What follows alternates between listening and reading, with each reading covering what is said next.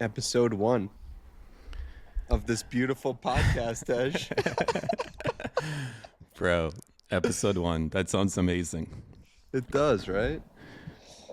I'm Wow. super curious to see how this unfolds. Me and you both. And it's so interesting how things come to life and how I feel like this podcast came about because of stillness, just being in silence and just listening to what felt true and being connected to good friends. So I'm so excited to see what this journey unfolds. Shall we start with what we're committed to? Yeah, I think that's the best place to start, with the commitment. Yeah, I agree. I feel like if you have the commitment, then everything else kind of forms around it. Mm-hmm. And you've done such a great job with commitment, like throughout your, whatever you want to call this, internet career. But with like 75 Hard, or like with the podcast, and like with numerous other things. But I think setting a commitment for a container like this is something else, because we quite literally don't know what's going to happen on day 1, let alone on day 200. Yeah. Right? So I guess we can get into the commitment.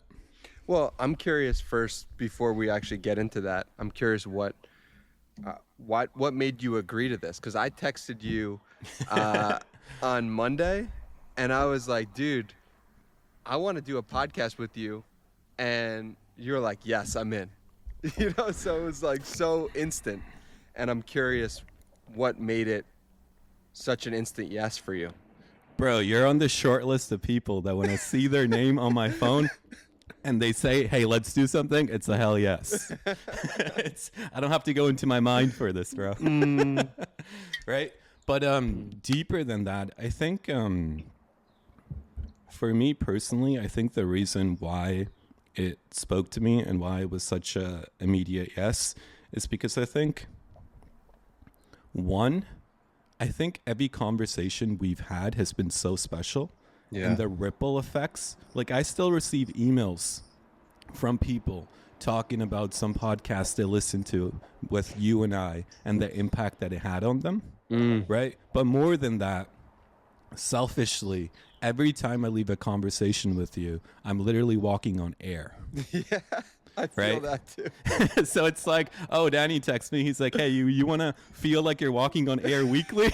I'm like, fuck yes. So that's like the short answer. That's beautiful. Yeah, and same for me. I think, it's interesting. I feel some fear come up, of we feel so good after talking, but we only talk, once a month on average, or maybe once every 3 weeks or 6 weeks. And I felt that resistance initially of like, what if we talk once a week, it's too much. Mm-hmm. And I don't feel that same way after. Mm-hmm. But I was able to let that go. So. Yeah, I mean, it's going to be interesting because I think it's going to open up a new layer to our friendship as well. Yeah, that's a great point. We'll get to see each other and experience each other in a deeper way.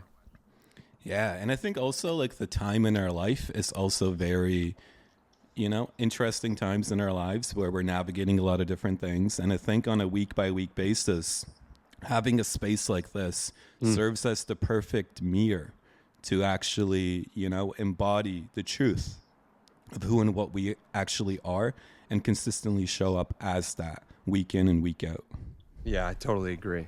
And that's the benefit of having a coach or someone to reflect back to you your own divinity week in and week out. And that's what I feel whenever I talk to you. I'm like, oh, I have a sense for who I am in a deeper way than I did before we had the conversation. So I'm curious though, before we get into the commitment, dude, I feel like we're never going to get into the commitment.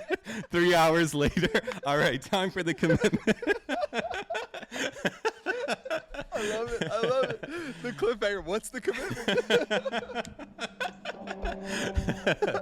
Oh, that's hilarious. But I'm so intrigued by, like, you mentioned, like, this podcast came about through stillness. And I thought that was such a fire line that you said, because I think stillness speaks the loudest if we have the ears to listen, right? Yeah. So I'm curious, like, because I don't know anything besides like what you texted in that text, but I'm curious, like, what was the process like for you? I know you mentioned it happened at the retreat you just hosted, but what was it about that retreat and about stillness in particular that led to this podcast idea? Yeah, absolutely. So it's interesting. Stillness is the word that I associate with it, but actually there's a whole backstory, which I'm happy to get into. And the backstory is that I hosted a men's retreat over this past weekend, and we spent time meditating without our phones. And I could just notice my brain moving differently from that initially. And that over the first, let's call it a day and a half, just getting into greater connection with myself and participants getting greater connection with themselves as well. And to start the third day, I believe it was the third day, we were all in a circle, and I just said, let's do a round of gratitude. And so what that looked like was every person said what they were grateful for who was in the circle. And we did this maybe 20 times. And it's a really cool practice that I don't do consistently enough, but that I think would be a massive increase in my own life, of just going back and forth with a partner or a group and just say what you're grateful for, and do it for at least 10 minutes and really try to feel the gratitude. That's what we were doing on this morning, on the third morning of the retreat, or the third day. And we got to, my friend Joe is attending the retreat. Shout out to Joe MC. Oh, shout out Joe. I know Joe. Yeah, Joe's the man. yeah, Joe is the man. And so Joe said, I'm just so grateful for Tej and the conversations that you've had with Tej. And it just hit me like a bolt of lightning in that moment. It's like, oh, I'm supposed to host a podcast with Tej. It felt like a knowing. It felt like it's so obvious. It was like, I've thought of that before, but I've never actually acted on that, and what would happen. And it was just so clear in that moment that that's what I was supposed to do. And it felt almost as if the whole reason for the retreat for me was so that I could get this insight. Sheesh. Yeah. That's how it felt in the moment that he said it. And I was really taken aback by it, but it hit me at such a deep level. And so I believe if that we had done that gratitude exercise on the first day, it wouldn't have hit me in the same way. And it was the stillness that created the space for Joe to say that thing, for me to actually feel what his gratitude for you and for our conversations actually meant for me. And this goes back to how I feel in life sometimes, is sometimes when I'm in the go, go, go mode, I miss the feeling of something that's actually supposed to direct me in a deep way. And I feel like I was able to actually connect with the truth of what he was saying and what it meant for my life because of the stillness that I had felt. Damn, I didn't know any of that. Dude, that this is why I love doing this live. Wow. It's so crazy, because even with Joe, it's like what I always find super fascinating is like the ripple effects that get created. Yes. Right? It's like there's like a great line where it says like life helps life. Yeah. And the more open you are to life, the more life will manifest and express itself through you and just help the life that is inside another. Right? So it's also interesting, like how organically everything has unfolded. Right? And I think the best ideas and the things that we're supposed to do, quote unquote, even though I dislike that word, are very organic. Yeah. Right? And when you hear it, it's like, oh yeah, like of course, like this makes perfect sense. Even with this podcast, I felt it intuitively throughout the years. Yes. Right? Yes. But I was like, I don't want to like force anything. Like, you know, like if it happens, it happens. Like, I don't want to sit in the driver's seat of this. I just want to sit in the back seat and see what happens and see what comes. Right. So like when you texted that, the deeper backstory, I guess on my end was like, oh, now is the time. Woof. So, you know, it got me out of the back seat. Now I'm riding passenger. Yeah, it's great to have you here in the passenger seat. Yeah. And I think like, because even if you think about it, because I think even as a collective, the world is very different compared to when we first ran our first conversation. 8 years ago, I was thinking about this last night. We've been friends for 8 years. Wow. How wild Wow. is that? Dude. 2018, I was stumbling across your tweets. I don't know when we did our first actual unrecorded call, but it was sometime in 2019. And we published our first podcast, our recorded conversation in 2020. And now 2026, it's like we're still friends. And I feel closer to you, but at the same time, I felt so close to you then. Yeah. And this is the start of a new journey with a new commitment. And we're in this journey together. You know what I find? This friendship, I think it's one of the very few friendships where it's like we were friends for so long and we connected, I think, on a very real level that like it didn't even matter what was going on in the day-to-day of the life, right? Yeah. It's so like true. we didn't even know anything about each other if you think about it on the day-to-day level, but we would have these conversations and go so deep and feel so connected. And I think that really speaks to how real friendship transcends time and space. Wow. And it transcends this lifetime, Yeah. right? Because whatever's happening in our life, of course, is important. And we bring it into these calls and these podcasts, right? And that's like, it creates an intimate field. But I think deeper than that, whatever happens in our life is just a part of this life, and something else is much more real that runs underneath this life and all lives. And I think we were in touch with that without knowing. And when we stepped into that arena, I think people caught the whiff. They're like, yeah, what the fuck is happening here? That's what Joe was like. He's like Yeah. So it's incredible to kind of go through that experience with you and just feel the inkling, feel that, hey, maybe sometime in the future something like this will arise spontaneously. And that's exactly what ended up happening, it seems.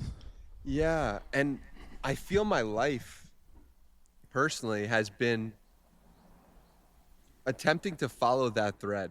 Attempting to follow the thread of I feel like there's something deeper going on here, and who else has explored that? Who else has gone deep on life and what we're doing here, and who else has connected with that greater understanding? And that's why I've been so moved by Wayne Dyer and David Hawkins and Brian Weiss and Byron Katie. These people to me feel like remembrances. People who help me remember what is actually going on. And I always felt that from our conversations as well. Of, oh, this is just a signpost to help us remember, to help me remember that I'm not actually Danny Miranda. I'm actually the awareness watching that and witnessing that. And in 99.9% of my interactions, people will call me Danny Miranda, and I will call myself Danny Miranda. But when I'm talking to you, I feel that I'm the awareness of that. And I can just witness, oh, this guy named Danny Miranda had these experiences just like I was some other guy in some other lifetime, and I was some other woman in this other lifetime. And yeah, what a beautiful thing it is to stop watching the movie screen for a moment of my life and have a greater understanding that I'm actually the one who's watching the movie and also directing it and acting in it. But yeah, what a trip it is, and I'm so grateful for that. And I'm grateful for you for giving me that sense that I'm not actually the guy. I'm actually I am the guy, but I'm also so much more than that. My body just took a deep belly breath on its own while I was listening to you share all that. Let's go. I noticed I noticed the belly in particular when I hear something that feels very true. The body on its own takes a very deep breath and a very deep exhale. Yeah. And what you said in particular about people who help you remember. Yeah. That was like underline, highlight, make it 72 font. That was like people who help you remember, I think, are the greatest blessings we can find in this lifetime. And you know what's crazy? You don't even need to know these people. Like, I'll tell you a story. One time I was walking in Vancouver. I was walking on a simple walk that I do, like, multiple times a day. And I was, walking by the water. And I saw this, like, older gentleman. He wasn't too old. He was probably in his, like, 50s. And he had, like, a very unique look to him, right? And when I say a unique look to him, I don't mean like, a lot of people have unique looks, especially nowadays, right? But like he had like a type of look that didn't feel like he was from here. And when I say here, I don't mean Vancouver, I don't mean Canada. I mean Earth. And he was talking with somebody and they were in deep conversation, right? And I was walking past them. And while I was walking past them, the individual continued to talk with the person he was speaking to, and he paused for a moment while continuing to speak, and he looked at me, right? And when he looked at me, like the underlining communication that I gained was like, he knows that I know that he knows that there's something deeper here. And this was like a reminder that was placed on my walk to help me remember. Right? And that's how it hit me. It wasn't like a thought where I'm like, who's this guy? It wasn't like that. It was all instant. It was as if, people use the word download. It was quite literally like that. One moment I'm walking, I'm thinking about whatever, right? Marketing stuff, coffee stuff, calls I got later on, whatever. And then I see this guy and instantly everything vanishes. Things go quiet. And I receive this information. And I lock eyes with him. And in that locking of the eyes, I like communicated, oh, I received your message. And then I continued walking and he continued with this conversation. And I never saw that guy again, even though I go on that route multiple times a day. Wow. Wow. What a change for you in that moment. Exactly. So I think even like right now, like I get like chills just speaking about it because it's like so profound, and like the depth of that quite literally like shakes you on a cellular level and jolts you awake. So I think when you said people who help you remember, the reason I was like, that size 72 font is because I think that's the greatest blessing, bro. It's the greatest blessing because then at the very end, that's when people start to remember there's more to them because their identity starts to thin out. Yeah. The closer they get to death. But I think the greatest blessing is to meet people in life, in the heart of life, in the prime of life, who help you remember. Yeah. Wow. And you do the same for me. Like, I think the reason I walk on air after these conversations is because that's actually the true state of affairs. Life is very light, and we're walking on clouds.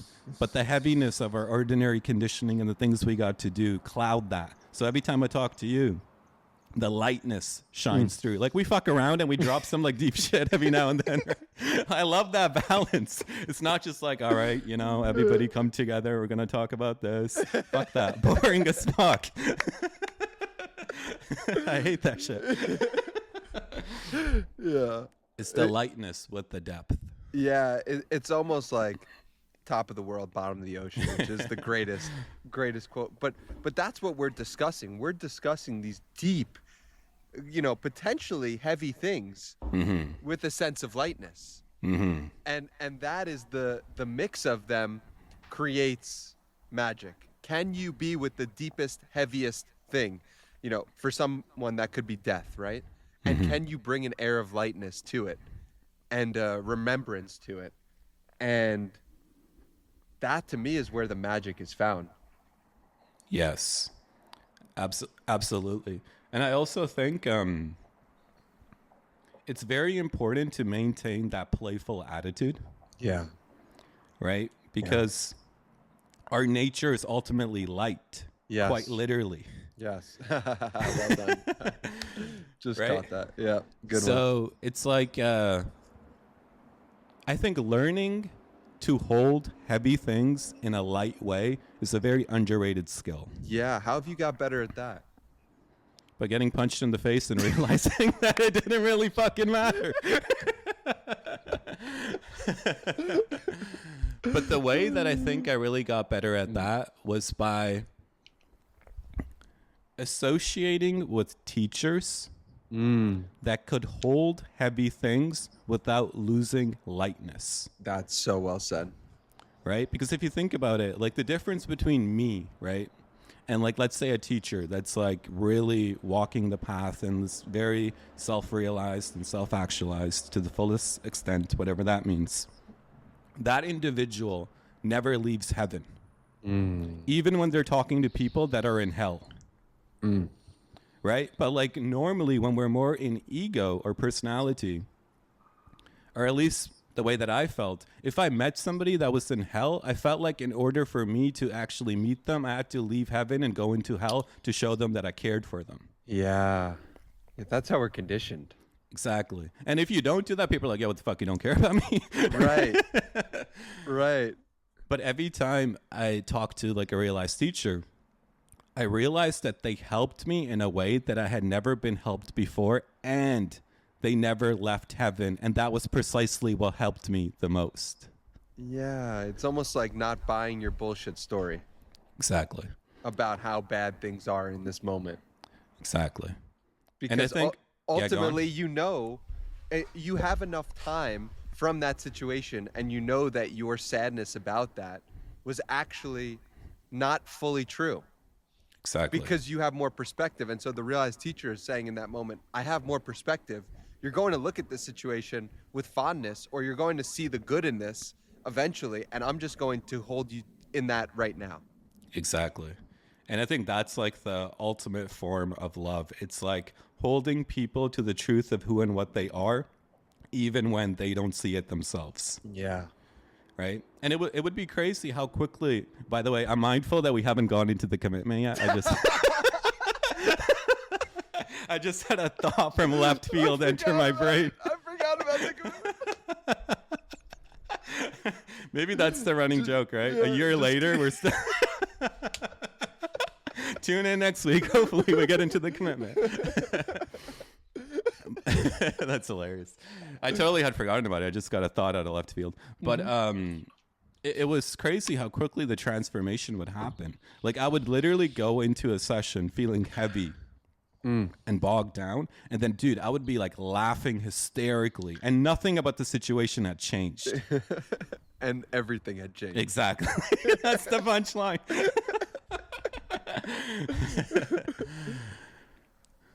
I think a good place something to ask right now that's coming up for me is about finding a teacher. How do you feel connection with the teacher? How does that show up for you?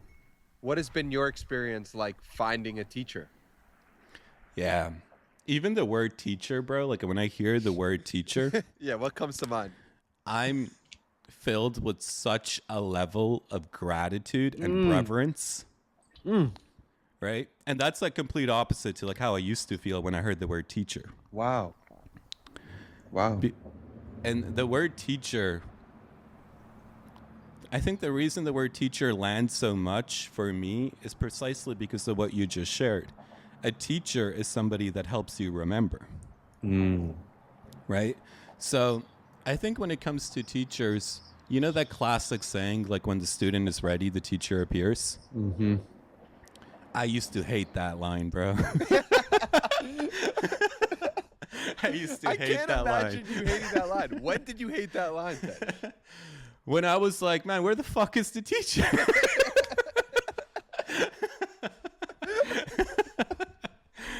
Right? I was like, man, I hate this line. Like, it makes no sense. But now I'm like, man, that line has so much wisdom and truth in it. And another thing that I'll say before I answer your question is I think there's two types of teachers you'll come across, right? One teacher is the teacher that you want, right? It's like the teacher that actually, appeals to your conditioned identity, right? And the second teacher is actually the teacher you need. So for me, like even the different teachers that I've worked with, what's been interesting is like they're not necessarily the teachers that I would want. But they're the teachers that I actually need. And if I worked with teachers that I just wanted, I don't think I would have progressed, whatever that means, at this rate, because the teacher that I actually needed forces me to actually grow in a new way, whereas the teacher that I just wanted would just continue on with where I was already at, if that makes sense. It does make sense, and I'm curious how you continued with the teacher that you needed when your initial inclination was, I don't want this. Yeah, so like that's such a beautiful question, and I think two answers to that question. One is I noticed before like every meeting with the teacher, I would like dread it, right? I would like look at the clock and I would be like, oh my God, like I got to do that in like 2 hours, right? And I'm in like prime business zone. So it was like kind of tough to like cycle between the two. So I would dread it and I would like make up excuses. I would get out of the calls. I would cancel meetings. I would do all that, bro. Right? Wow. And then I noticed every time I actually did the session, when I came out of it on the other end, I was like, yo, this is the best thing of all time. What was that? Right? Yeah. And this is how extreme it was. So we would like schedule the next session after the session we just did, right? I would go into the session with an excuse of why I couldn't make it next week prior to the session starting, right? And then I would have the session. And then when it came time to schedule, I was like, I was crazy for coming up with that excuse. Fuck that excuse. Let's schedule.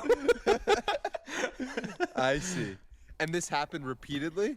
This happened like for the first, I would say, like 3 months. 3 months.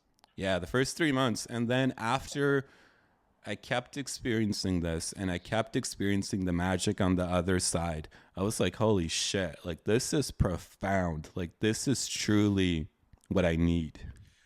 And did you have some sort of commitment? Yeah, so that was the second part. That was the second part. I got you. Let's go. Right? The reason I had the commitment is because I had another friend that was working with the same teacher. Yes. Right? And if I didn't have that friend, then I would be like, yo, I'm dipping. But because of my relationship with my friend, I couldn't just dip out. You know, similarly to like first time we did 75 Hard. Yes. Right? The reason I couldn't dip out is because you were there. Yes. Right? It's like I could look bad in front of my teacher, but I'm not going to look bad in front of my friend that I've known for so long. Right. Dude, it's so funny because I committed to doing 3 posts a day on Instagram, and someone actually messaged me this morning and was like, dude, you haven't been doing this. I'm just curious why you think that is. And I'm like the first reason I gave, or one of the 3 reasons I gave, was that I wasn't doing it with anyone. And I didn't have that accountability of friendship or connection with someone that would allow me to do it. And I think that's what will make this podcast different. Exactly. Is the commitment with someone you respect and admire, and also someone you just want to show up for. Exactly. Yeah. And I think like the podcast format, there's so much room for innovation. Yeah. Right? I think especially when you bring real depth into a space. We have no idea how it's going to unfold, but also I think this space between you and I is such a rich opportunity to actually do the real work with a capital W and do various exercises through some of these calls as they naturally arise. Yeah, 1000%. I have no doubt that's going to happen. Yeah. So should we get into the commitment? Yeah, let's do it. That was as good a time as any. Yeah. So tell us, Tesh, what's the commitment for this podcast? The commitment for this podcast is we are committing to running and uploading one podcast per week for a year straight. And then at that point, we will individually reflect on the year that was, on the conversations that were, on the podcast that was, and make an informed decision regarding whether we want to proceed with this podcast or allow the year that was to remain the year that it was and keep it at that.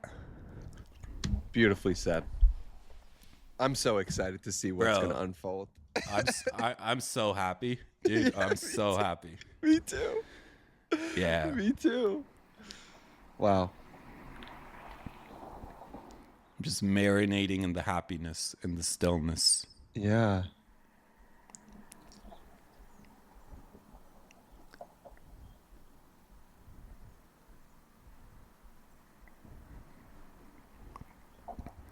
What a beautiful life. Truly. So, yeah, go ahead. no, you got it. I'm wondering, how we're going to change, how, if there is one listener of this podcast, how that's going to change and transform people. I wonder, I have so many curiosities about how this actually unfolds. About how the formatting of the podcast unfolds. If we come in with topics or questions or, I'm curious about the name of the podcast. Like, there's so many ways in which my mind is like, I'm curious. I want to know. How is this all going to unfold? Yeah. I also think it's valuable to speak a little bit on why we're making it audio only. Yeah. Yeah, that's a great point. Especially, I'm curious about your take because you've ran video podcasts and you crushed it. Yeah.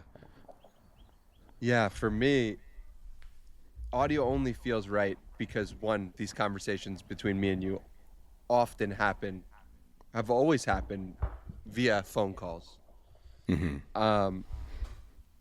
Another reason that comes to me is that it allows me to focus on my inner world as we're speaking in a deeper way than video calls. And thirdly, I think I believe that it's a statement that it's making our own experience of this more in a higher place than what's going to get the most views. Or what is going to grow this. To me, it's like, in a world in which everyone, and myself included, has been like, how do I grow this? What is the growth strategy? What about just your own inner experience of this? And those are some reasons why audio only feels right for me for this commitment. I think you nailed it. I like all those points, right? Like, especially point number 2, I think is so massive. And I think precisely one reason why our conversations in the past, at least in my opinion, have had a ripple effect on certain people is because while listening to us, it puts them in touch with their own individual consciousness and their unfolding experience. Yeah. Because it was audio only. Yeah. And even for me, like when you're talking, I'm like sensing myself. That sounds funny as fuck, but I'm literally just sensing myself while you're talking and like actually sensing what's unfolding and what's arising. And that in return infuses the conversation.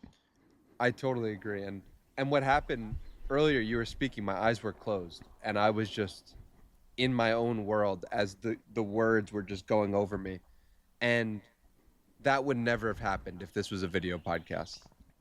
I'd be focused on you. I'd be focused on paying attention to your how you were speaking, your facial expressions, and instead I'm just tuning into my own senses, and that's a beautiful aspect of audio only. I also love Rick Rubin's podcast, and that is primarily audio only as well.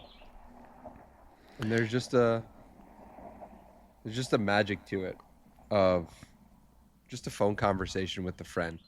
That's how I really want these to feel. Yeah. And I think audio only really speaks to helping one remember, right? Because it allows you to sense into your own experience, which in my opinion is the doorway to actually getting in touch with the truth of who and what you are. So it facilitates that. And I also like point number 3. I have a side to me where it's like, fuck the system. So I kind of like that vibe with point number 3. It's like everybody's going one way, so you go the other way and you stay true. And, you continue to root your feet in what is true for you, and you pull the world towards you instead of going after the world. Yeah. Yes. I love that. And it's really, I feel very solid in myself in knowing that this decision doesn't come from fear. Right. Because there was a part of me when I started my own podcast, 2020, where I was fearful of putting my face out there on the internet. It's not something I'd really ever done. And I feel strongly that this is not a decision coming from fear. This is a loving decision towards myself in making it the most fun for me and making it the most truthful to me. And I could do videos. I've done them before, but I don't want to with this. I don't have a desire to. And the true loving action to myself is to do what is most fun and most real to me. So I'm curious, how do you discern between a decision that is coming from fear compared to a decision that is coming from love? And how has that changed, if at all, throughout the years? Well, an incredible way I've actually done this, and I taught at the retreat and I shared, is using your body. So if you stand up straight and you just say the word love, see what direction your body moves naturally. For me, I move forward, step forward. My body just gets swayed forward. And then if you say the word fear, see what happens to your body from that neutral position. And what happens to me is I move backwards. And then you could make a statement, my name is Danny, a truthful statement, and then see what happens with your body. Do you move forward or backwards? You could say a statement like, making this podcast audio only is a true loving action, and see what happens to your body. And getting in tune with that has been one of the greatest gifts of my life. Wow. Getting in tune with my natural, there's a natural barometer. You know what's good for you. I know what's good for me. I know what's a loving thought. I know what's a fearful thought. And I know a loving action as well, and I know a fearful action. And we sometimes don't actually live in that. We pretend to not know. And for me, this system of actually using my body while standing up, going back and forth, muscle testing my body, has been really impactful. That's huge. I think that really speaks to, like, my theory on why that's so powerful. And it's just a theory. I think there's going to be a lot of theories. Theories are fully allowed here. This is a safe space for theories. I love that. I think the reason why that's so powerful is because the body is just a doorway, right? The body is rooted in the now, and guidance and knowingness and intuition and everything else arises from the now and the immediacy, right? So whereas the mind, you know, can be racing a mile a minute, stuck in the past or stuck in the future, or stuck in story, right? The body is always in the here and now. So when you sense into the body, you're not really sensing into the body, although that's a part of it. You're sensing into the very presence of reality that knows all. Right? So like tuning into the body is like a doorway for actually tuning into real guidance. Yes. And I think this guidance is, you know, such a gift to be in touch with as you're living your life. Because most people, and I'll say this about myself, the times that I've overthought the most and my brain was running a mile a minute the most was when I was disconnected from the body. Yeah. And that's like a symptom of being disconnected from the body, right? When you're in touch with the body, things are slower. You just have an intuitive sense to go right when everybody is going left, or go left when everybody is going left, right? And it just arises in the moment. And I'm so fascinated by that, how much information is actually available in the now. Yes.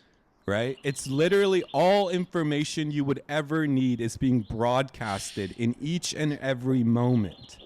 Yes. And if you're open to it, you become an expression of that information. You become a manifestation of that information.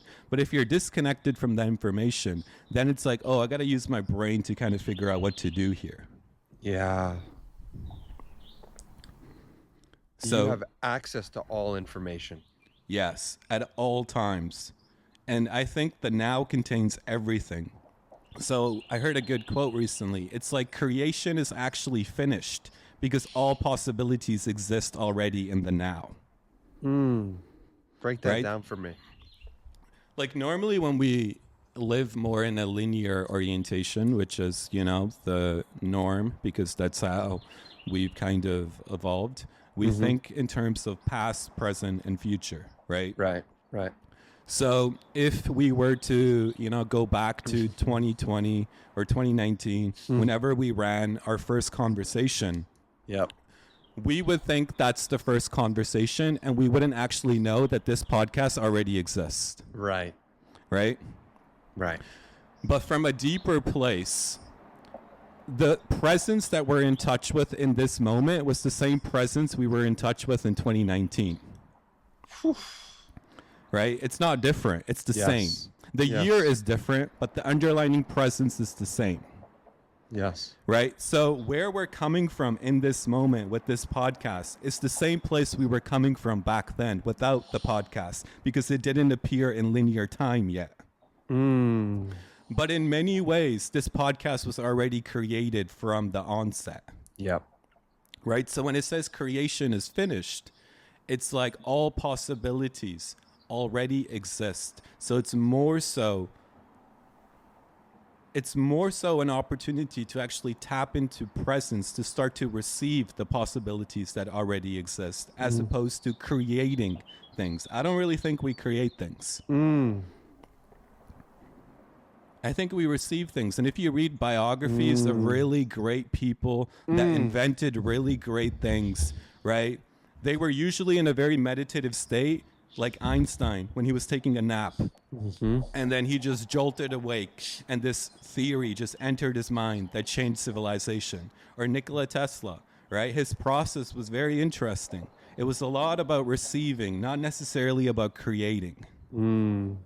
And even with this conversation and these podcasts, I think the reason they're so powerful is because we're receiving data live from presence by showing up fully, and that's infusing our conversation and where it goes. So it's a real-time act of creation, you can say, but in my opinion, it's a real-time reflection of what it means to receive and communicate live. That's beautifully said. Yeah, it's interesting because we have so much creator, like we're the creator of our experience. Creator is so impactful. And this is, I think what this podcast is going to do is podcast is going to be a paradox in many ways, because I would imagine that we're going to talk a lot about how to create a life that you love, and how to live, how to create fully, and how to create what you want. Yeah. And also, the best way to create is to receive. Right. Right. And and this is why meditating has played such a big role in my life, because it's allowed me to get out of the way. It's allowed me to receive what needs to be received that day. And this is why I notice a difference after going on a retreat. I can receive what I'm supposed to receive from this retreat by shutting off my phone and just being in presence with other human beings. How special is that? And yeah, receiving is such a gift, but it requires us often to get our mind out of the way. Yeah. And I think like the mind is an incredible tool, Yeah. right? It's an incredible tool. It's very powerful. But I think a lot of problems arise when the mind, at least the conventional mind, is running the show. I think the mind in its most powerful state is in a state of openness and spaciousness. Right? You can like sense into the different centers and kind of get a sense of when the center is functioning optimally and when it's a little bit clouded or not functioning as optimally. So like the mind, when it's functioning optimally, you can literally sense space in the head. And when it's more constricted, it literally feels like the mind is full of file cabinets. Right? And like even with the heart, the one way that I know my heart is being shut down or not as open is my participation in my life decreases. Your participation in your life decreases. Yeah. What does that mean? You know this like you know like the saying like be the main character in your own movie? Uh-huh. Really what it's speaking to is like participate fully in the life that's unfolding before you. Right? It's like True. you're the actor in this movie and you're playing this role. So participate fully in this role, right? In the moment that's before you. If you're walking down the street and you feel an inclination to talk to somebody, then follow that inclination and participate in your life. If you receive an idea that feels like it has something to it, then participate by putting it into action immediately, right? Like participate fully in the life that you're living. Not necessarily the life that you want to be living. Because I think the way to the life that you want is through this life. It's not by transcending it. So I think with the heart in particular, when my heart is open and free, I find myself being pulled into the moment and naturally participating. And when my heart is more closed and dimmed down, I contract and withdraw and I'm like, oh, fuck that shit. And what about the belly? The belly, for me, is like when the belly is functioning optimally, you feel a weightedness in the belly. You feel like you have roots to your consciousness. You feel like this anchoring, like a magnet that's pulling you into the ground and grounding everything. And when you don't feel the belly as much, you usually feel like knots in the belly, tension, tightness, constriction in the belly. And the breath doesn't really reach the belly fully. Yeah, I'm just tuning into all of those aspects right now, the head, the heart, and the gut or the belly, and just trying to feel the difference between each of those three and how they feel in this moment.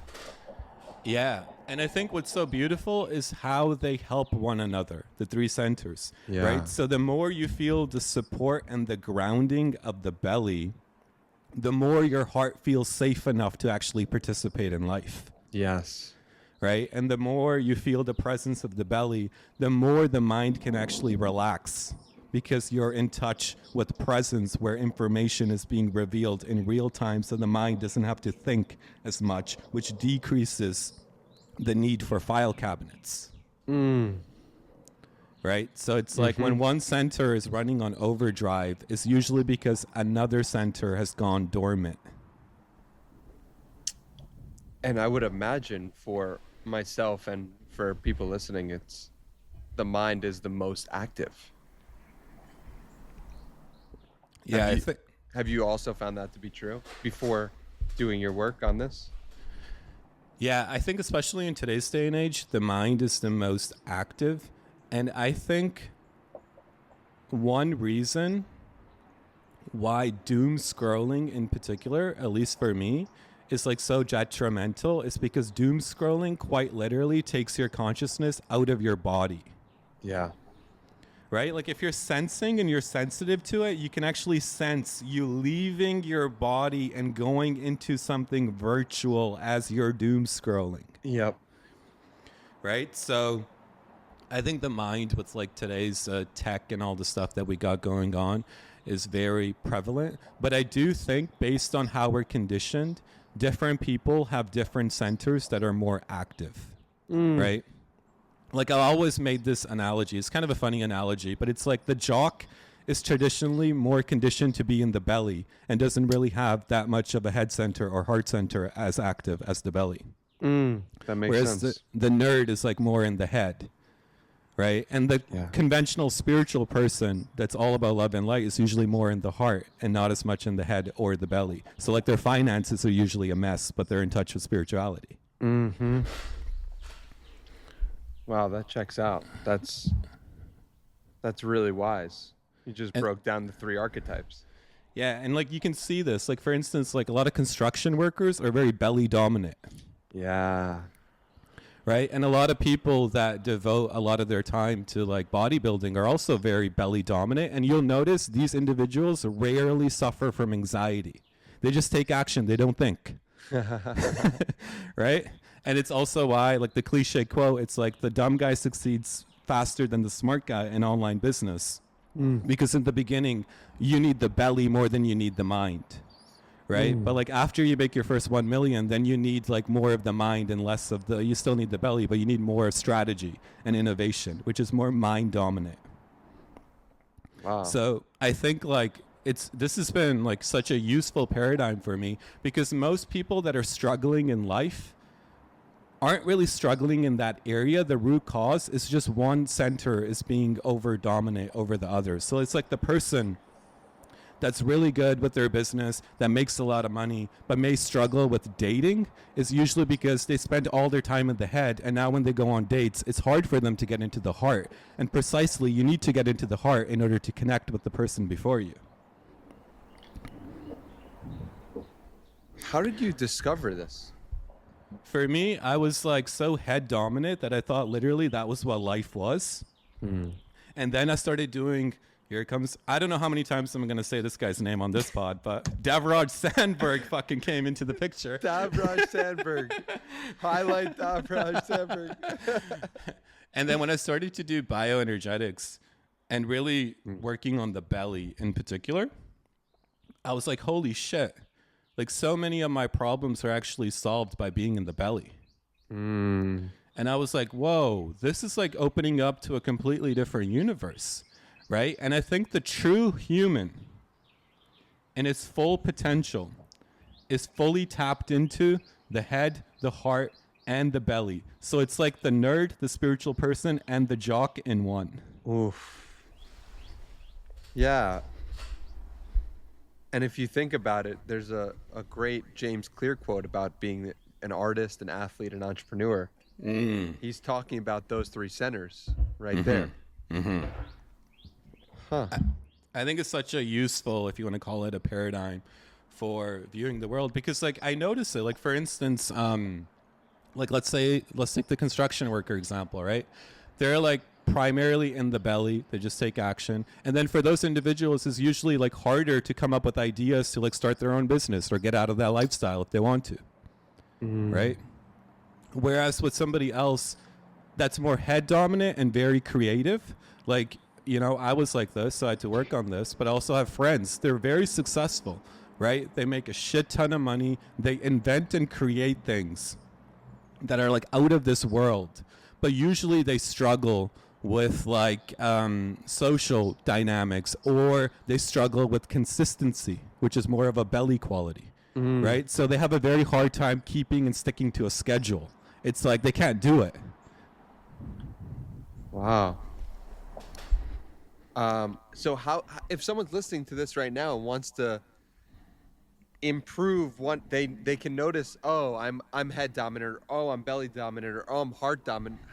How should someone go about actually growing in this area? You said Devraj's helped you get into your belly.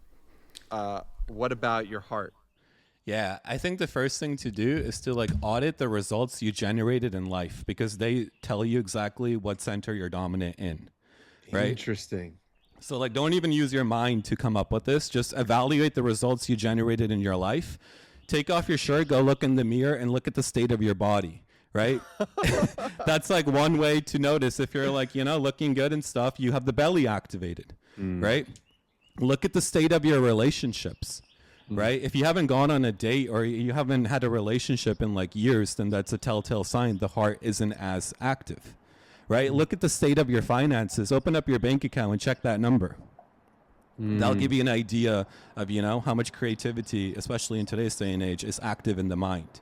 So like essentially what I'm saying is look at the three main areas of life: wealth, relationships, and health. And if your health is good, your belly is usually activated. If your relationships are good, your heart is activated. And if your wealth is good, your mind is activated. So whatever, there's going to be one of those three things, at least one, that is severely lacking, right? Like maybe your health is on point, but like, you're behind on bills or whatever. Accounts going into overdraft. Been there, done that, right? Maybe that's one thing. Right? The days of just tapping the card and, if it doesn't go through, you're like, fuck, the machine's broken on my bank account. Right? So, like, if your body's good, but, you're, like, negative in the bank account, then that's a sign that your wealth or your head center isn't as dominant.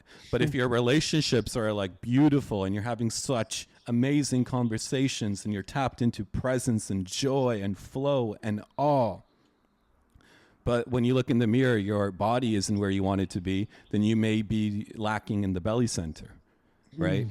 And on the flip side, it's like if your money is there, you got a big number in the bank account, you're crushing business or whatever, then your head is usually activated. But if you're on your third divorce, it's a sign that your heart may not be as activated. And so your perspective is that instead of trying to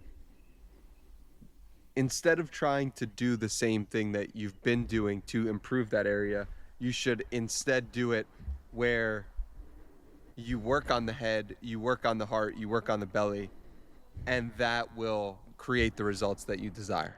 Yeah, it's so fucked up because once you get conditioned to live in one center, you think all future growth is going to come from doing more of being in that one center, right? Like you notice it, like guys that make a lot of money, that struggle with like dating and attracting females, they think the solution is to make more money. Right. Because that's the only center they know. So that's the only approach they take. Right? It's the same thing with the guy that's in the gym all the time, right? He's like, oh, the reason I'm not getting the hot girl is because that guy has bigger muscles than me. I need to double down on the protein. I need to double down on the squat, right? But what I'm saying is all the growth that is waiting for you is no longer in this center. It's in the other centers. So like all future growth that is waiting for you is going to be unlocked by you actually embodying the center you're embodying, because you got to continue to do that while adding the second or third into the mix. And that's when your life opens up in a way that you're like, holy shit, I didn't even know this was possible. Like it's fucking crazy, dude. Like the experience of this, like when you lived in one center for so long and your heart comes online or your belly comes online, it's like having access to a whole new brain, a whole new tool for navigating life. And you realize how limited you were in the beginning because you were just using the same old button on the video game controller to navigate all the different areas of your life. It's very beautifully said. I'm wondering, can we give recommendations for actual things to do for each of these? So someone could come away being like, okay, I'm supposed to do this for my head, my heart, or my gut. Yeah. So I think the first thing is like what we just discussed. It's like the audit. So like after you audit and look at the results in your life again, don't rely on your mind because the Right. mind is going to try to bamboozle you. So just look at the results and be as subjective as possible. I think once you got that down, then there's one thing you need to be aware of before you implement anything, right? And the thing you need to be aware of is your entire conditioning is designed to keep you in the one center that is dominant. So when you introduce something new that's designed to activate the other centers, your conditioning is going to scream like hell and try to get you to stop doing it. Right? Yeah. So literally your entire system is going to revolt. And it's going to be like, this isn't you. And that's a sign your identity is actually stretching, which is good. And that happened to you when you were going to the teacher for the first 3 months. Exactly. And it happens in all different areas, right? So that's very important to keep in mind from the jump because it's like the classic quote. The first rule is you must not fool yourself and you must remember that you are the easiest person to fool. Yes. Right? Because you want to believe your own bullshit. You want to believe your own thoughts. Right? So I think it's very important to keep that in mind from the jump. Your entire system is going to revolt because it thinks the safest place to keep you is in the center that you've been in because that was the cope you learned from childhood. In the beginning, you were in all three centers. Then some shit happened, good or bad, whatever, small or big, doesn't matter, blah, blah, blah. Don't focus on your trauma. Right? Some shit happened, and it basically taught you that, oh, if I'm in my heart, it's dangerous. Oh, if I'm in the belly, more of me is exposed, and it's dangerous, so I must go into the head for safety. Or it's the opposite. Oh, if I'm in the belly and I'm doing things, then I get rewarded by my parents and I get more love. So let me double down on that. Right? So it's like one center, as a result of childhood experiences, gets more activated. And it's, you know, it is what it is from the jump. But as we become adults, it becomes a new prison because that's what we take life to be. So to answer your question in regards of what to do, I think the first thing to do is to actually ask yourself, what's blocking the center? Wow. Right? Normally we want to do things. It's like, oh, like the guy that's lacking in the belly, like we can tell him to go do 75 hard, but his entire psyche is going to convince him not to do it. Right.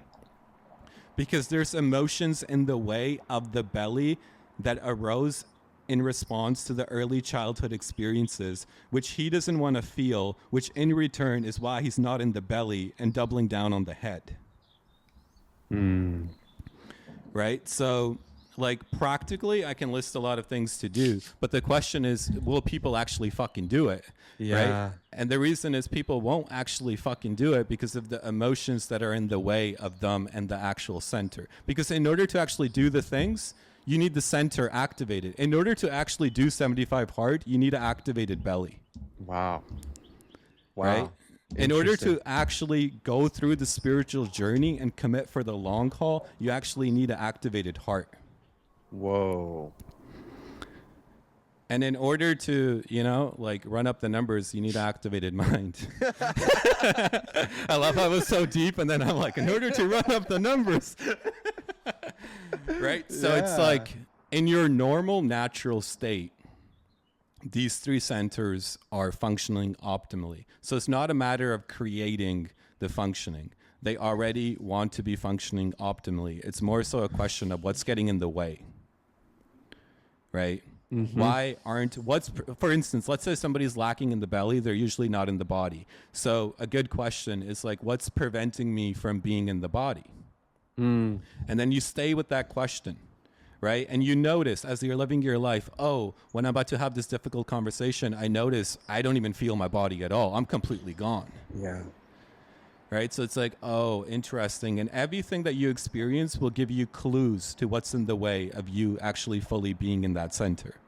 Right? But practically, I do think there's things that you can do, because the answer that I gave is, not very useful for most people. This is where the But it's copywriting. Yeah, it's like the true answer. But like practically what you can do, if you want to activate the belly, come up with one commitment, just one. The mind's going to want to do 100 things. This isn't the domain of the mind. This is the domain of the belly. Come up with one commitment and stick with it for a year straight, regardless of what happens, and your belly will get activated. So we're in the process of activating our belly right now. Let's go. Exactly. And then like when it comes to, the heart, commit to doing things like singing and dancing. And if you just heard that and you're like, that's the last thing that I would do, then that's the first thing you need to do. Ooh. Because if your heart is naturally open, you're naturally humming and singing and dancing and fucking, you're doing whatever. Shadowboxing. You just want to move. Yeah, that's so true. Yeah. And then for the mind, I think the James Altucher tactic of writing 10 ideas a day is really powerful. Oh, I love that idea. Wow. These were good. I'm happy I pressed you for some actual tactics. Wow. That's great. I really love that idea. And by the way, last night I did this chakra clearing or chakra meditation hypnosis by Michael Seeley. I'll link down below. It has you go through each center and your base, your sacral, solar plexus, heart, throat, third eye, and crown, and it helps you see what's in the way, or if it looks or appears dirty in any way, and helps you clear it. So very similar idea to your stomach, your heart, and your head. Yeah, exactly. And I think I think this concept is like so powerful because like you can use it to craft your ideal day setup, right? Mm-hmm. What I mean by that is like, I don't believe in balance, but I do believe in balancing the three centers. Whoa, that's a great quote. So like, for instance, like the habits that you pick and the things that you do on a daily basis, I think you need a combination of all three centers, right? So like, for instance, like you can have deep work hours, 4 hours or whatever it is per day, where you're more in the mind. And then you incorporate things like, maybe it's like jiu-jitsu or lifting weights or running or walking or stretching or whatever that brings you more into the belly. Mm-hmm. And then you can do things like, Joe Dispenza meditations or whatever. I don't do those, but a lot of people do.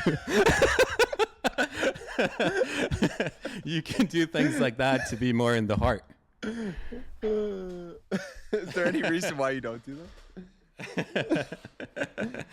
How real do we want to get on this podcast? I'm going to a retreat with Joe Dispenza a month from now. I have a really close friend, one of my best friends from Vancouver. I think he's gone to like he spent like over $100K at Joe Dispenza retreats, easy. Whoa. Yeah, and he swears by them. Like, okay. The stuff that he's seen and like his experiences. He shared one story. One of his friends was in a wheelchair, and I think doctors said like he couldn't walk. Again, whatever shit doctors say.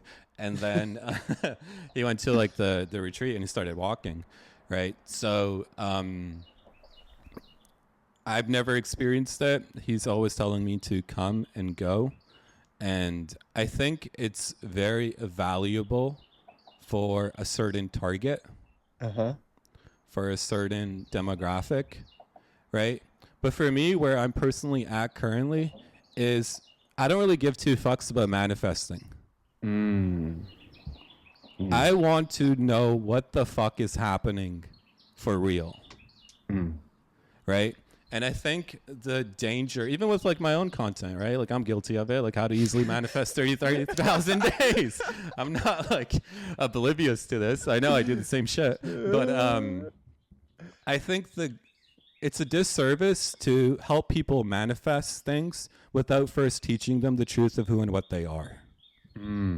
Because like even if you can manifest things, but you don't know who and what you truly are and what reality is, then once this incarnation ends, you're in the same boat as everybody else. Say more. What does that mean? Because like once this incarnation ends, the only thing you can take with you is your realization and your conditioning. Right? So if you don't actually awaken to the truth of who and what you are, then when death comes, you don't really know the truth and you're left in a state of confusion. Right? It's like you can create a great life. You can live it up.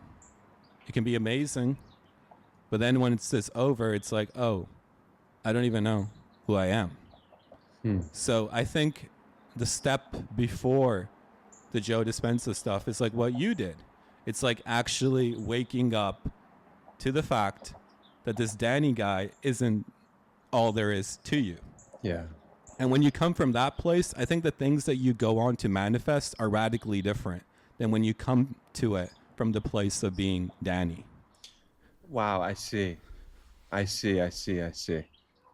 to give you a personal example, if I may, Please. I'm going to use you as the personal example. Right? It's like if Danny goes into the retreat without knowing the truth of who and what he truly is, what Danny manifests is the sold out Madison Square Garden. Right. Which there's nothing wrong with that. It's amazing. Now, let's say Danny knows the truth of who and what he is. What he manifests is a sold out Madison Square Garden, but instead of hosting a podcast, he's running a retreat. Right. Or like whatever it is. It's sold out. Yeah. SOULD.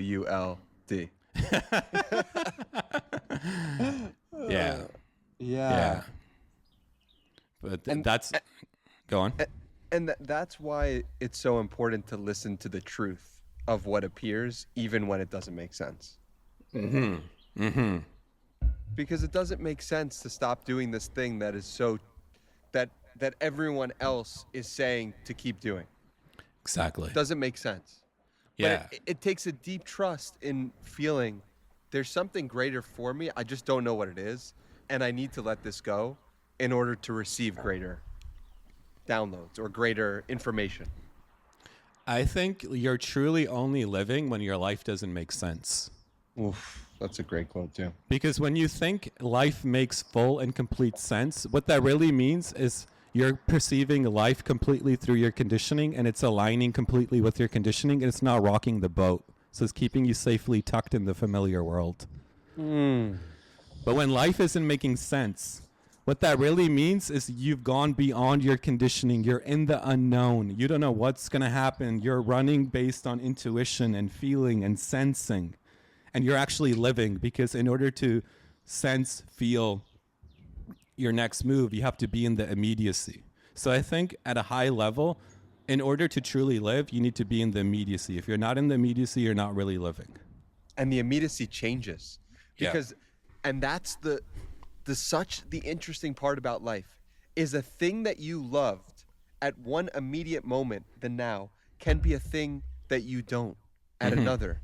And that is the wild part about life. And you could come to, how does that happen, Tesh? How do you love something? It's like being a little kid and finding a game, and then eventually you stop playing that game. But you love that game. The game didn't change. Your awareness changed. Your awareness grew. You beat that game. You beat the levels, and you said, okay, I don't want to play this game anymore. I think that is the greatest feature about life, not a bug. Right? Imagine the first video game that you fell in love with, right? And Matt, you loved it. Maybe you're like to your parents, if you buy me this, I would never ask for another game again. This is the one and only game. I was like that, right? And I was so convinced. I was like, if I get this, I'm done. Like, this is it, right? And imagine if that was actually true. It would be so boring. It would be so boring, and also it would prevent the spiritual journey from ever occurring. Yeah. Because if you think about it, all the loves that you've had in your life haven't fully done it for you. And precisely because they haven't fully done it for you, you continue looking and experimenting and evolving and growing because you know there's something out there that will truly satisfy you on all levels. And that, in my experience, is the truth of your nature. So if the video game did it, then you would never wake up to the truth of your nature. Yeah. Yeah, that's well said. And I think it goes really deep. Like, for instance, like a lot of people think that if they have kids, the kids are going to do it for them. Right? But what I'm saying is, like, this is going to sound a little bit fucked up. I don't mean it in this fucked up way. But but from this vantage point, the kids eventually become very similar to how you experience the game. You love the game, you love the kids, but it doesn't quite do it for you. And that's because the kids are a reflection of something deeper, right? If you get lost in the kids, you get lost in the surface level. But the kids ultimately are God in little baby form. So if you get lost in the kids, you don't see the truth of the kid. You don't see what they're pointing to. It's the same thing with different businesses or activities, right? It's like the love is temporary, or it lasts for a certain amount of time, or it continues to last, but it's not as deep as it could be because it's pointing you to some deeper love that actually exists. And I think that's the true beloved.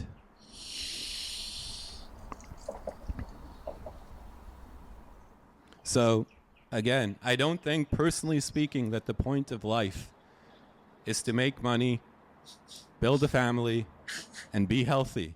I think those are ornaments of life. I don't think that's the point of life. Wow. I think that's an expression of life. And I'll do all three of those things. But it's not the point of life. You know what's funny is that I was thinking about starting this podcast by asking you, Tej, what's the meaning of life? So I'm happy we got to it. Yeah, that's so funny. I think this is it. I think this podcast. Oh, damn. I just realized how this is going to sound, but this is kind of crazy. I was going to say, I think this podcast is the meaning of life. But I just realized live how that's going to sound. I was like, it's okay. All right. It's okay. If you listen to this podcast, you will be whole completely, and you will never be able to be whole without us. Just keep the credit card payments coming.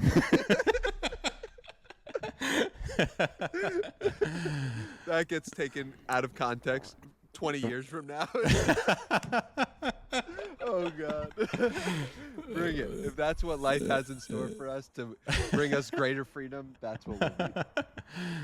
Yeah, and I think like with this way of life, you truly get to enjoy your money. You truly get to enjoy your relationships and your family. You truly get to enjoy your health on a whole new level. Because you don't need it to be whole. Right. Imagine if you had a partner, and that partner, you needed that partner to be whole. Well, how could you truly ever appreciate that partner in fullness? It takes some requirement of not needing that person to really actually fully appreciate them, which is an absolute paradox. And how could it be that way? Exactly. You know what I find like such a trip is like when it comes to like relationships, right? I think truly, this is going to sound a little bit like, you know, a lot of the spiritual girls on Instagram talk about this, but I don't mean I don't mean it in that way. Truly seeing the other person, I think it's like the most rare thing in the world. Yeah. Because if you truly saw the other person, you wouldn't see the person. You would see divinity expressing itself through them. Yeah. And that's what to kind of loop it back around, when I saw that guy that was walking by the park who paused and looked at me, that's what I saw in him. You saw divinity. Yeah, it was like an eye wink from God. Yeah. Right? So I think even like in our own relationships, like, you know, one thing that I'm very fascinated by with this podcast is like, as we run weekly conversations, history gets built, right? And I start forming ideas of who Danny is, but it's all bullshit. Yeah. Whoever Danny is showing up as in this moment is the truth of who and what Danny is. You could have had a conversation yesterday that completely changed who you are. But if I'm still viewing you as the Danny that I ran a conversation with last week, then I'm no longer up to date with who Danny actually is. Right? So for me, one reason I'm excited for this conversation and these podcasts is because it allows me to try and test out, can I continue to show up on these calls with a blank state on who Danny is? Because the closer I can get to a blank state, the closer I get to the truth of who Danny actually is. And can I maintain that despite building history with each and every call? How can I do that? I don't know. I guess we'll fucking find the fuck out. Like, I love the idea and the concept of this. And in practicality, a random person could text me tomorrow and be like, I want to start a podcast with you. And it's unlikely that I'm going to want to start a podcast with that random person because I don't feel that. Right. So like, how do we, there could have been a lot of people who text you, hey, I want to do a weekly podcast with you for the next year. Yeah. And there's a lot of people who you would have said no to. Yeah. So how does that work in practicality? Yeah, I think, like, you know how you were speaking about, like, a lot of paradoxes are going to be revealed on this podcast? Yeah. I think this is one of those times. Right? So I think this is what I mean. I think, obviously, we're aware that we have history, right? Mm-hmm.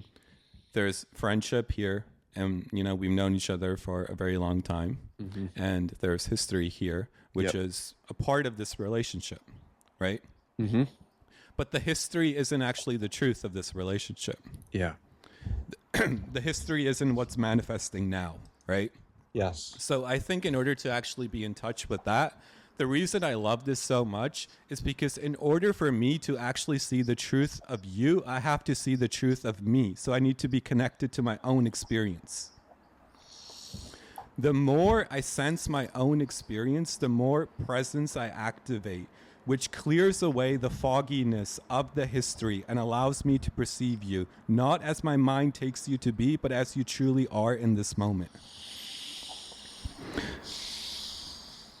So that, I think, is the solution. The solution to truly seeing another is truly seeing yourself, which is just another way of saying being in touch with presence. Because if you sense into presence, it washes away history. Right? Like, I'll give you an example. Say that again. That was beautiful. Say that again. Holy shit. Yeah, like the beauty of presence, when you're truly in touch with it, is it washes away history. Oh. Right? And I'll give you an example. Like, sometimes, like, for instance, it's happening right now. I have a call, like, later on today, or maybe, I don't even know what time it is, right? But it's fucking later on today, right? And normally, if I didn't have this space to run this podcast, I would be mindful of, like, I have a call later, I got to do this, I got to do that, whatever. History. But the more that I've been landing in this space, I couldn't tell you what the fuck I have at the end of this day or what's coming up next. It's completely gone. It's washed away. Yeah. Right? And I think at a deeper level, when we activate presence within ourselves, we wash away our personal history. So I think the greatest thing that can happen to you is you forget who you think you are so you can actually become who you truly are. And presence is what washes away history, limitations, conditioning. Which begs the question, how do we get into greater contact with presence? I think you nailed it at the start when you said, how you use the body. And I think this loops back around to the three centers. I think the belly is the doorway for activating presence, which is why I personally do the belly meditation twice a day. And the belly meditation is what exactly? Just sit up, feet touching the ground, feel your connection with the ground, feel the support of the ground, feel that there's nothing you have to do to earn the support of the ground. It's always been here. It will always be here. Whether you have all the money in the world or no money in the world, the ground is here. Whether you just got divorced or whether you're having a wedding next week, the ground is here. Whether you're in optimal health or you just got a cancer diagnosis, the ground is here. Feel into that. And now sense into the area below your lower belly. Breathe into it, in and out, and just keep your attention there for the duration of the meditation, 15 to 20 minutes. If your mind wanders, which it will, just bring it back to the belly and just build the concentration muscle. Every time you bring your attention out of the head and into the belly, you are reversing your conditioning. You are training yourself to come back into the immediacy and not get lost in the stories of yesterday. So practice this skill twice a day. This is what I personally do, and it's fucking incredible. Wow. I have a feeling someone, and the someone might be myself, is going to use that as the start of their meditation.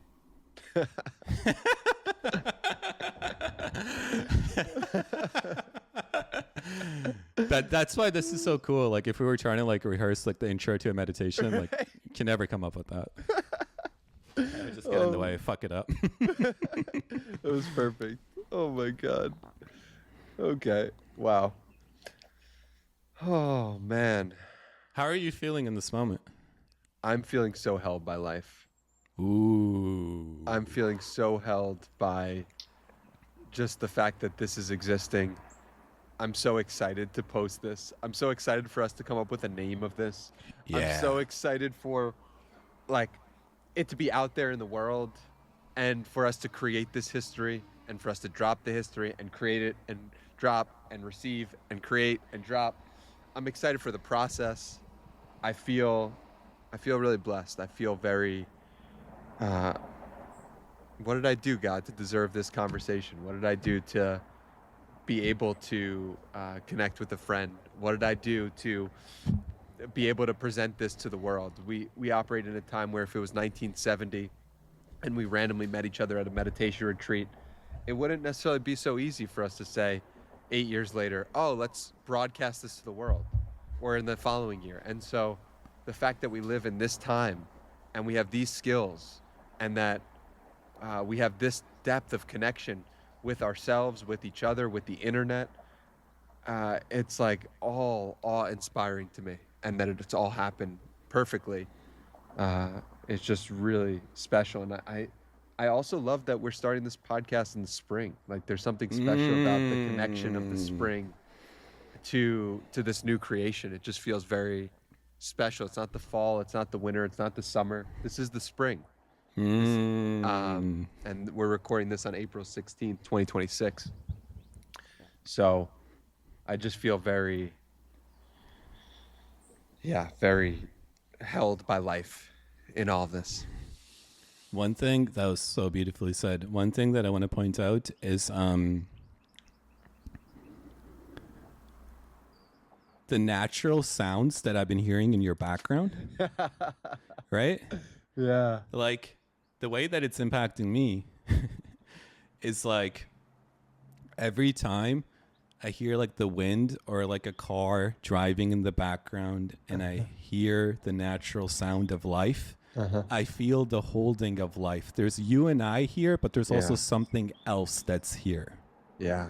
And I sense that. And just now as I'm saying it, I hear the natural sound of life coming through your environment, right? Yeah. And for me, as the birds are chirping, it's like you and I are having this conversation and we're held by life in this container. And the sound of life is also present throughout this conversation, which I think is beautiful. Yeah. Yeah, it almost, the way you just described it makes me almost want to drop like the you and I and feel that the connection between those sounds, between the birds, between the wind. What's the difference, really? Bars. Yeah. It's all part of the story. It's all part of the creation. It's all part of the receiving.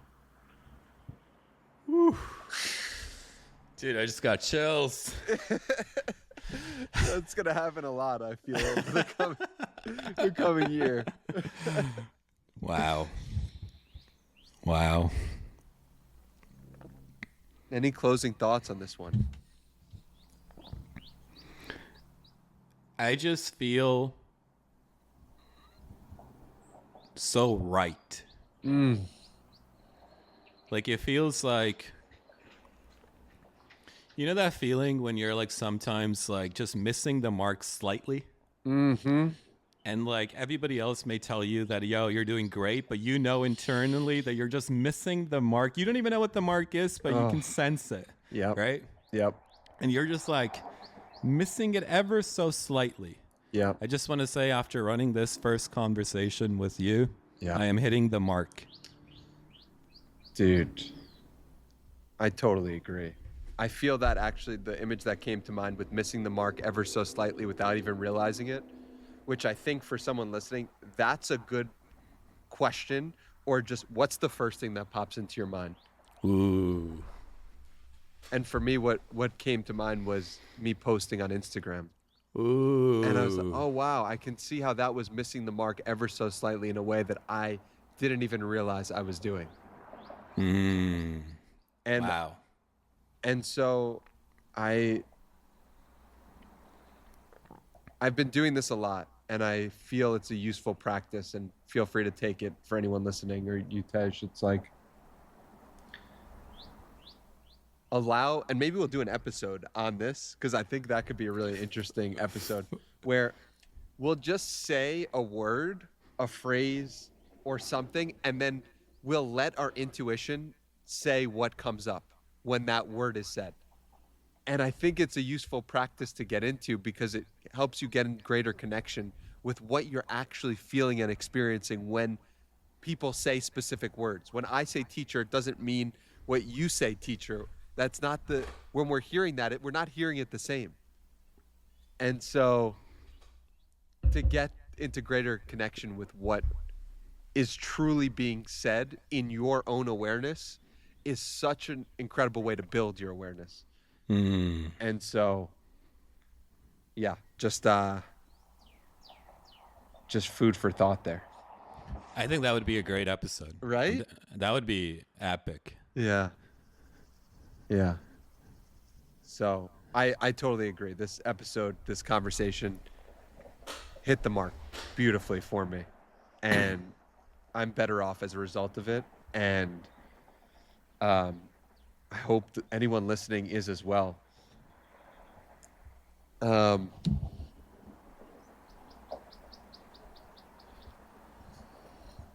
Yeah. If you enjoyed this episode, let us know. Danny@DannyMiranda.com. I don't know Tej's email or where he wants you to connect with him. I just forgot my own email right now. I also think, like, real briefly, to capture this next part, I think it's useful to capture it live in terms of, because I think the beauty of this is, like, we're just running it organically. Yes. Right?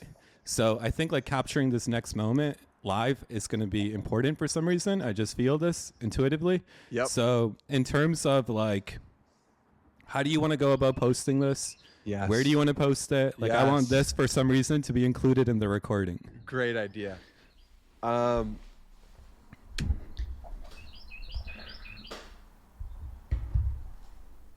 I'll post this. I mean, I have the access to the Riverside recording. I want it to be its own separate feed. Yeah. I feel like there's something magical about creating something episode 1, starting fresh. You have your own feed. I have my own feed. We need to create a logo. Oh my God. That's what I'm saying, bro. This is epic. Wow. Wow. Yeah, this is great. So we need to create a logo. We need a name. Yeah, we got a lot of creation or receiving to do, depending on how you look at it. We need a date of posting. Yeah. What are you thinking? Like, how quickly do you want to turn this around? Well, I think, like, okay, so what date feels intuitively right for us to begin this journey? Ooh, what a juicy question. Yeah. Pull up your calendar and Pulling feel a it up. date. Feel a date. I think that's the first time somebody told me to pull up my calendar and feel a date. Every date has an energy to it. Ooh.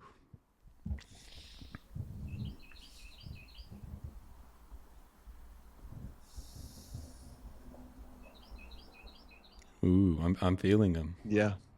It's actually true. Like, You can feel the difference, right? yeah, like certain dates jump out at you. Uh-huh.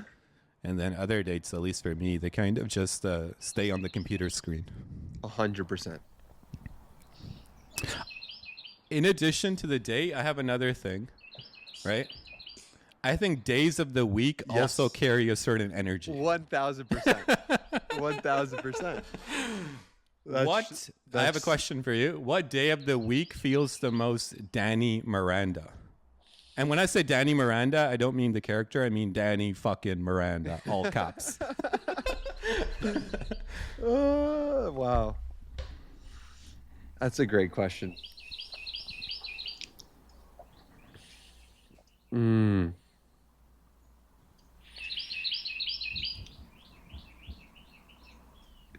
The Okay, I have an answer, and now I want to also invite you into the same question. Yep, I got my answer. Okay, good. So I would love to hear I have my answer locked and loaded, Okay. and I Should I go first? Yeah, you go first.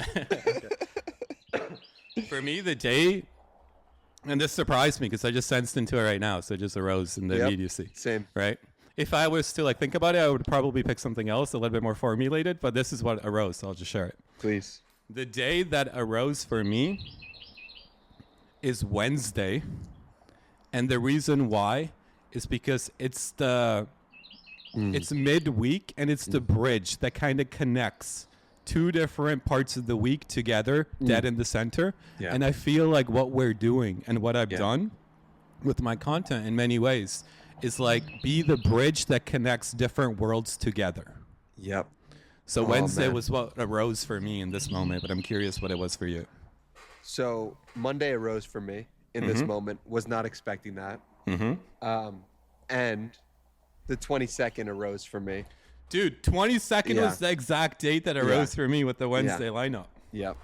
And what I loved about what you just said is that in my human design, the space that is most me is something like a beach or the shores. It's the shores.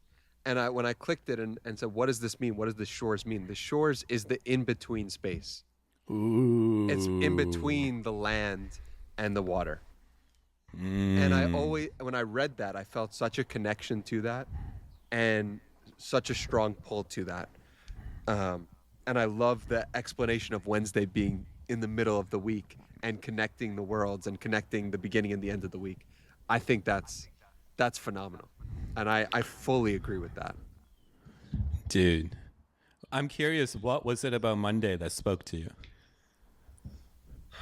What spoke to me about Monday was the beginning, was the start, was the point where,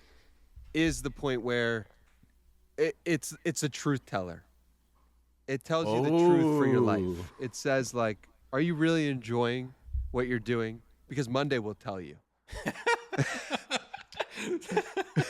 Monday will start speaking Sunday night. Exactly right. And you'll get a sense for if you like this or not, or it'll give you when Monday comes up, right? What is the first thing that comes to mind?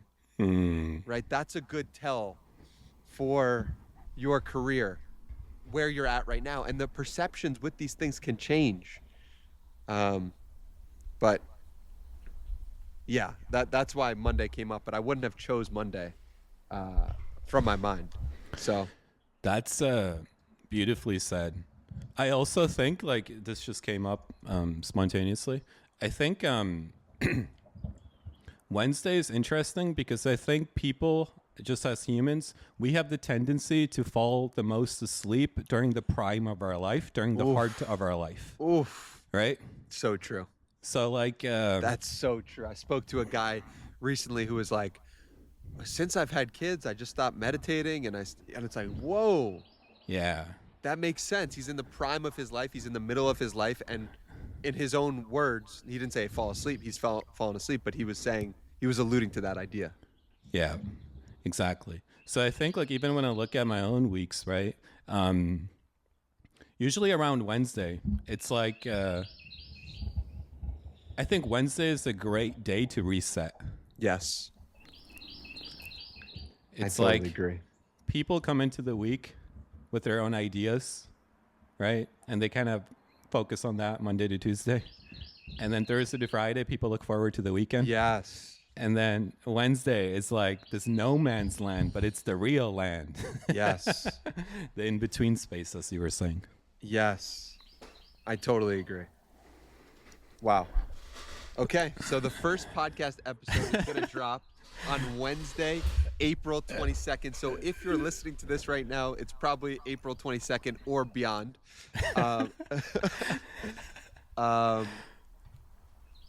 Time, let's do it early in the morning. I feel like would be a good time to drop it. Yeah. Like 5 a.m. Yeah, bro, You I know? love that. Let's go. Let's Yeah. go. 5 a.m. on Yeah. Wednesdays. Yeah. So Dude. it'll be 5 a.m. on Wednesdays. 5